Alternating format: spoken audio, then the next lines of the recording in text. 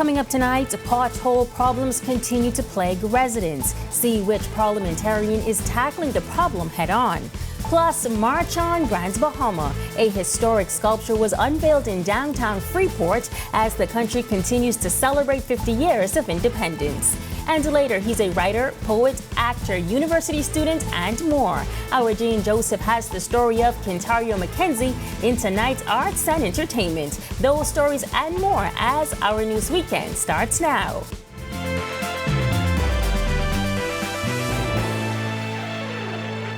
This is Our News Weekend. Thank you so much for joining us. I'm Megan Shepard. Breaking news this afternoon as a shanty town set for demolition is reportedly on fire. Unregulated communities in Cool Acres and All Saints Way were set to be demolished on Monday. Around 4:30 this afternoon, police alerted media that structures in the Cool Acres shantytown area off Joe Farrington Road were on fire. There were not a lot of details up to news time. Now, our news team is on the ground and we will provide details as they become available. Be sure and stay tuned to Our News social media pages and the ournews.bs website for the latest. Pothole problems continue for motorists on New Providence, particularly in the Carmichael Road area. Member of Parliament for Golden Isles Vaughn Miller making a statement this afternoon as he drove through the area. While many chose to swerve to avoid the many potholes, the parliamentarian parked his vehicle in one of the larger holes that plague motorists. And it's the pocket of road between Ramsey Street to the east, and that's Blyden Road, right there, Blyden Road. And as you can see, my vehicle, you see how low it is in the hole, and persons have been complaining. Our office have been complaining continuously to the Ministry of Works. Now, I've been reliably informed that this will be dealt with in short order early next week. Miller says he wants residents to know their concerns are being heard and addressed. Persons have been losing tires, persons have been bending their rims, and then other related areas on the vehicles when they drop in potholes. So I share their concern. They are frustrated, they are upset, and they should be frustrated, they should be upset, and very angry. He admits that the problem of potholes are age-old, but he is assuring residents that the issue will be tackled very soon. The Ministry of Works Road Works team already in the east beginning repavement, but we're on the western portion of the island.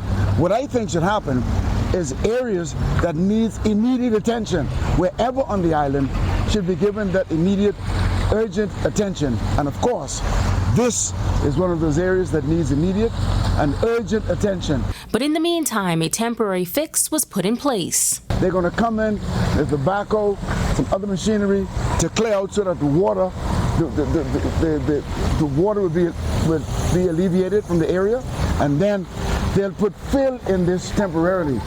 Election fever is heating up throughout West Grand Bahama and Bimini. Nomination day for candidates vying to win the seat is slated for Monday, November 6th, and registered voters can head to the polls on Wednesday, November 22nd. Independent candidate running in the upcoming by-election for the West Grand Bahama and Bimini constituency, Taquan Swain, is calling for a national debate to be held for all candidates. He says this way, Bahamians will get to see who truly knows the needs of the constituency.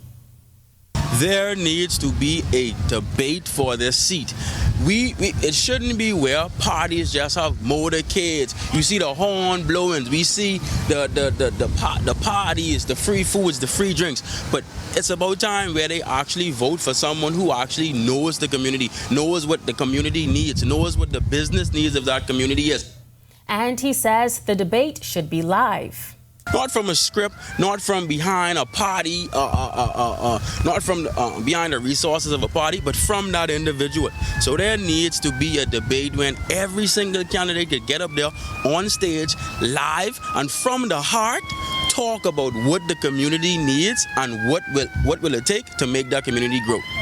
It was recently announced that the government plans to send 150 troops as a part of a multi-international effort to combat the violence that is currently plaguing Haiti. Well, tonight, a local leader in the Haitian community is sounding off on the idea. Our Joshua Williams reports. The crisis in Haiti continues to dominate headlines, and with the gang violence spiraling out of control in the capital of Port-au-Prince, regional stakeholders committing to send troops to the area, including 150 from the Bahamas.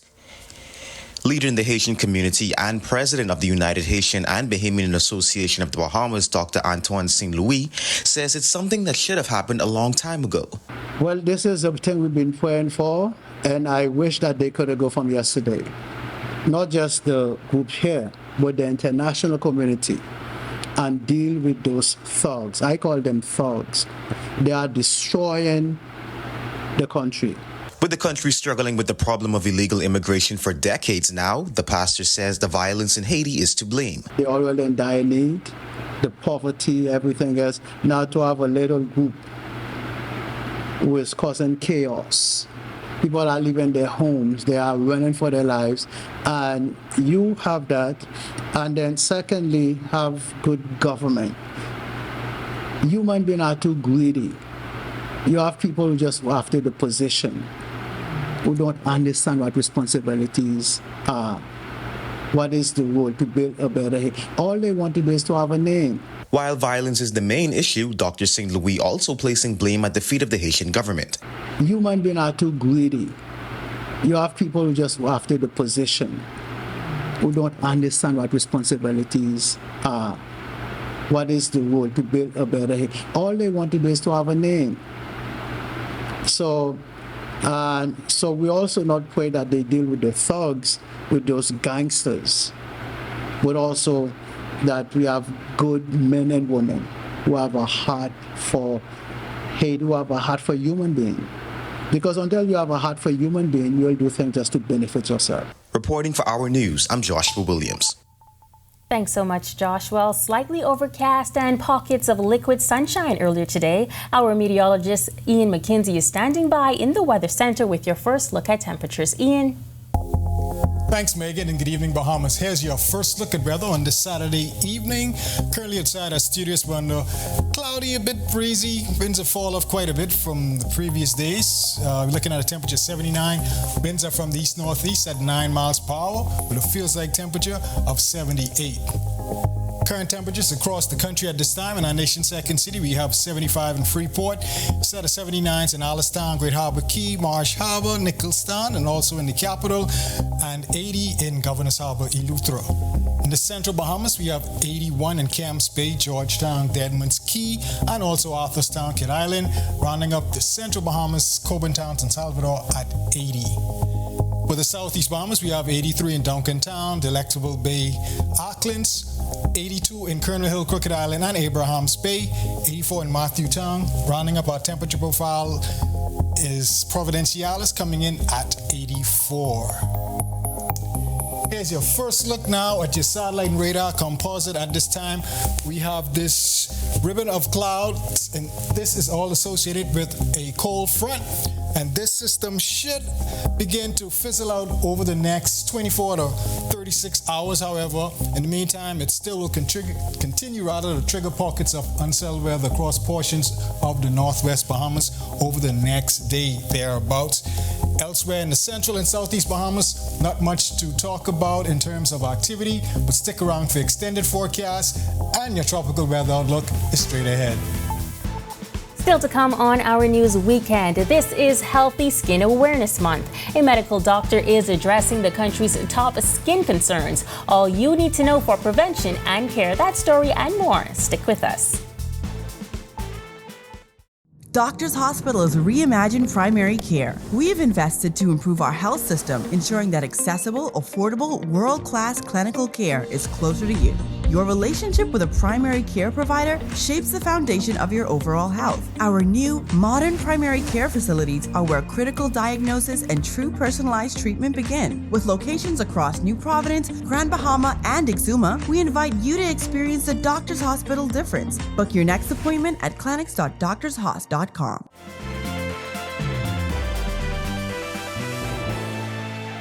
Did you know that November is Healthy Skin Awareness Month? Well, as it is the body's largest organ, it is important to remember to give your skin a little TLC every so often. Board-certified dermatologist Dr. Jamie Davis says while the skin maintains itself for the most part, there are still key things you should do and remember when it comes to healthy skin. Even if it's just maintaining dry skin or getting moles checked, or even finally getting around to some acne management. And dermatologists also handle hair thinning, hair issues. Really, anything on the body that involves hair, skin, nails, or even conditions inside the mouth or on the genitals, anything like that. Dr. Davis also has a practice in the United States, but while here in the Bahamas, she shares some of the more common skin challenges patients present with. We do see skin cancers, face, head, neck, elsewhere on the body also. And I'm seeing in a lot of Bahamians eczema, allergies related to either just sort of genetic predisposition or sinus or seasonal, and dry skin in everybody. Not necessarily causing a problem, but sometimes just cosmetically people don't like the ashy look of it, or just itchy, uncomfortable skin. So we see a lot of things and a lot of hair issues, scalp issues, ingrown hairs. When it comes to skin cancer, she says, the lighter the skin, the higher the risk. But the primary approach for prevention is sun protection. Sun protection is not only what causes skin cancer, but aging also.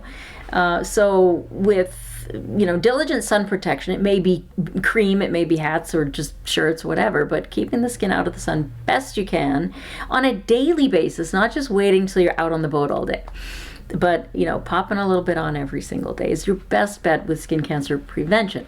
If there is a changing mole or some other growth on the skin that you might have concerns about, just get in early. And when it comes to eczema, she says the majority of patients are of the younger demographic. Young people with very dry skin and eczema, scratchy, itchy. Anybody with eczema, frankly, moisturize daily, use gentle soaps, lukewarm water, not super hot water for bathing, and moisturize immediately after the bath or shower, immediately, within 30 seconds, really. Don't walk around and then moisturize later. Seal in that water. And also antihistamines, like a Claritin or a Zyrtec or something, can be very helpful for itch prevention. When Our News comes back from the break, the GBPA doing its part to preserve and promote history. A monumental statue unveiled in the Independence Square. And then purchasing your poppies. We tell you how and where you can support this worthy cause. We have the details when Our News Weekend returns.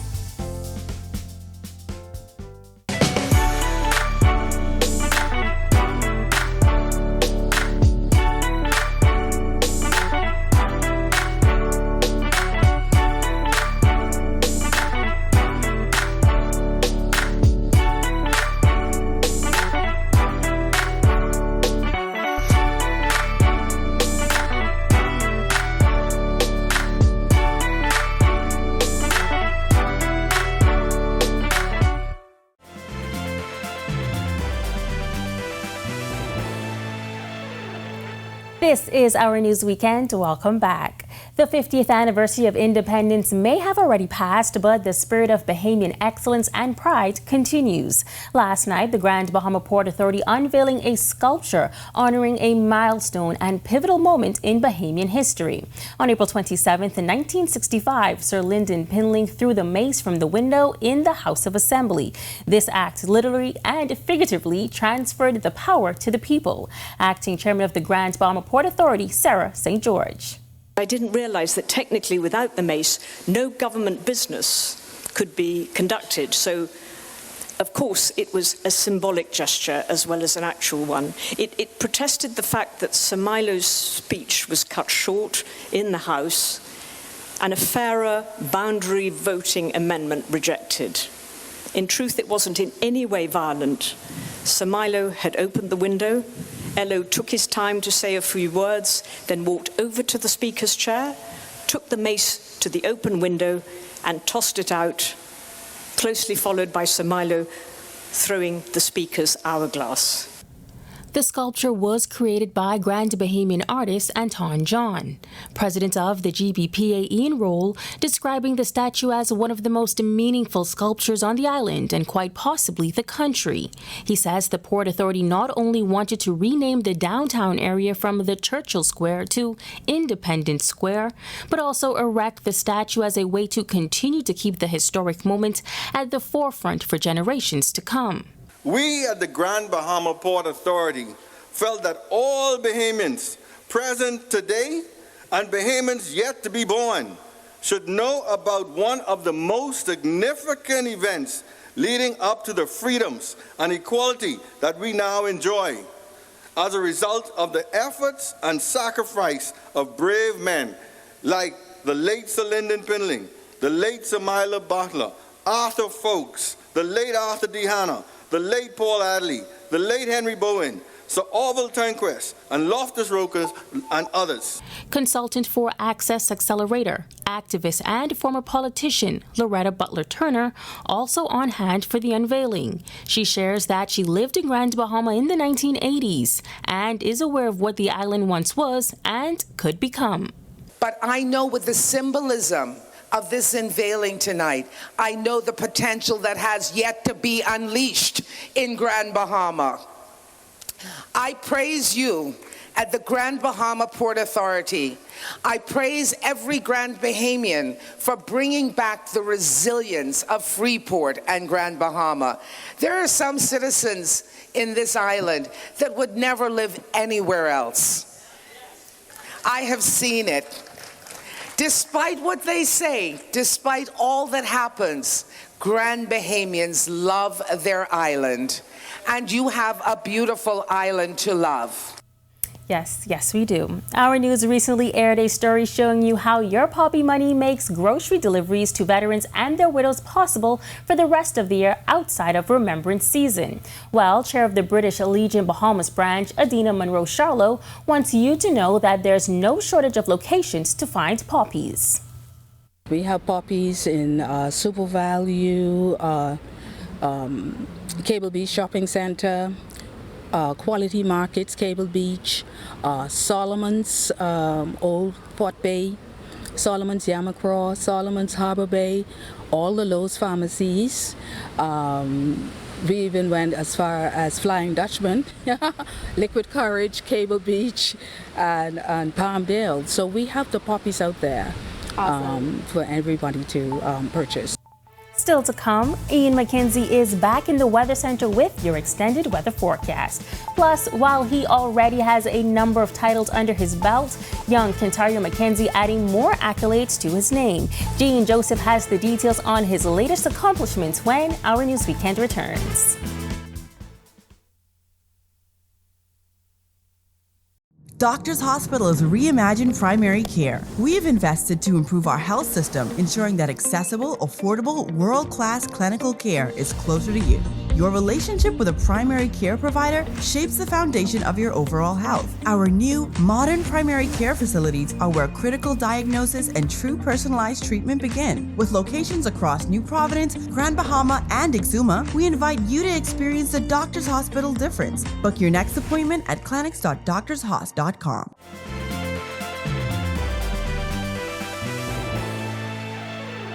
Welcome back to Our News Weekend, and thanks for sticking with us. Ian McKenzie is back with your extended weather forecast. Thanks, Megan. Welcome back, everyone. Here's a look at your extended forecast, but we'll begin with the tropics, where we have an area of low pressure around Central America. This system has about a 20 to 10% chance for possible development. However, it's so close to the Nicaragua area that once it moves online, it should pretty much dissipate throughout the night or early tomorrow. Elsewhere across our area, we still have this stubborn frontal boundary that's continuing to trigger pockets of unsettled across portions of the northwest Bahamas. This system should gradually weaken and be out of our hair within the next day thereabouts. High pressure building in its wake, stable conditions throughout the rest of the week. For the boating forecast in the northwest and central Bahamas, we have a caution out there. That's primarily due to those lingering swells. Winds will be northeast-east 10 to 15 knots, seas 2 to 4, building up to 7 feet offshore on those northeasterly swells. Low tide at 8:16 p.m., high tide at 1:10 a.m. tomorrow morning. For the southeast Bahamas, there's still a caution out there. Winds will be east to southeast at 15 to 20 knot, seas running 4 to 7 feet in those lingering swells as well. We expect those conditions to gradually improve through tomorrow. Here's a look at your national forecast.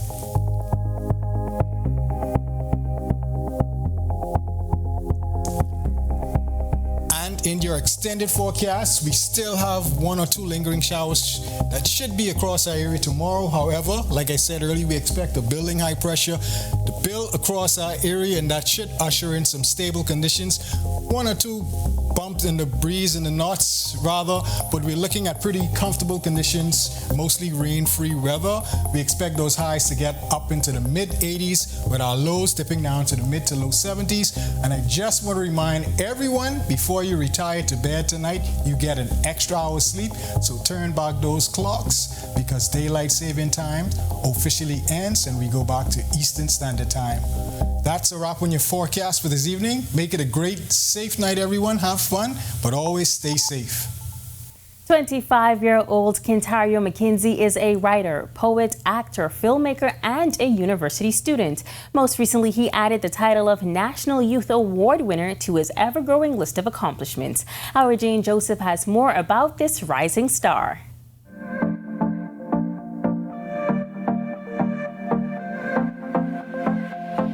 Kintario McKenzie has always dreamed of being on the stage, and that's just where he was when he won the Arts and Culture and Ministers' Cup Awards at this year's National Youth Awards ceremony held at UB's Performing Arts Center. He has spent the better part of the last 10 years in the world of the arts, and he knew what he wanted his final destination to be, even though he was unsure about the path. I started off as a spoken word artist since high school, and I was just performing at bars and churches and clubs and wherever someone would let me perform. Kintario says he ended up at the Dundas Center for the Performing Arts, and this is where his dream began to unfold. I really do feel like it was God calling me to come here. Just came here one day, introduced myself, and I've been here literally ever since, and that was almost 10 years ago. Since then, he has continued to put all his efforts into pursuing his career in the arts, even stepping behind the lens and co-creating and directing the comedic series Broke Bosses, which airs on our TV. Sometimes people tap me on the shoulder, bro, I saw you this place, I saw you that place, how you get up there? And when I tell them, bro, it took years of trying, and people saying no, they kind of give up immediately, and I'm like, nah, bro, that's not the attitude you have. As long as you continue working and continue to keep that momentum going, you'll be recognized eventually. He's encouraging aspiring creatives to stay true to themselves and continue to create despite their doubts. Just take the first step and you'll be all right. You can connect with Kintario on his Facebook page, Kenny Son the Poet, and catch him at the Dundas at one of his sold-out performances. Reporting for Our News, I'm Gene Joseph. Thanks, Gene, and thank you so much for joining us for Our News Weekend tonight. On behalf of the entire team, I'm Megan Shepherd. Have a safe and wonderful evening.